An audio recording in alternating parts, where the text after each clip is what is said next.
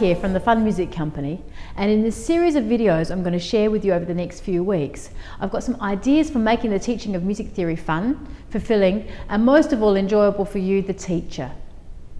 Today we're going to talk about tones and semitones, or if you like to call it, half and whole steps.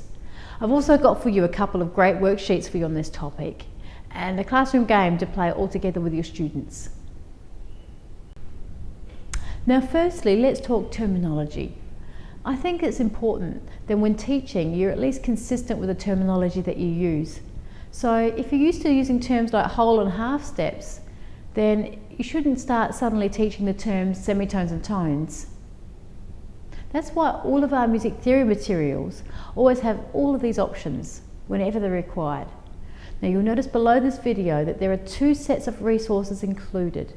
There's the American version, which uses the terms half and whole step, and the European version uses the terms semitones and tones. I'm going to use the terms tone and semitones in this video because that's what I'm most familiar with, but you should use whatever you use consistently with your classes. So what are they, and how do you teach about them? Well, tones and semitones are the basic building blocks of all the musical intervals. I think the best tool you can have to teach this is a picture of a piano keyboard. If students can see this, then they can start to gain an understanding of the concept of intervals as distance between notes. I like to have a clear picture of a piano keyboard on the whiteboard, or sometimes you can even have one stuck up on the wall alongside your board.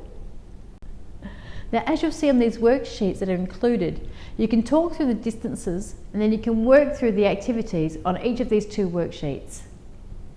Once you've done each of the worksheets, it's time to get them engaged with a game. Now we've provided 3 screens for a little quiz game. The first one just covers semitones, the second is for the tones, and the third is for tones and semitones. These match the 3 worksheets exactly. Now that way you can go as quickly or as slowly as your class needs to.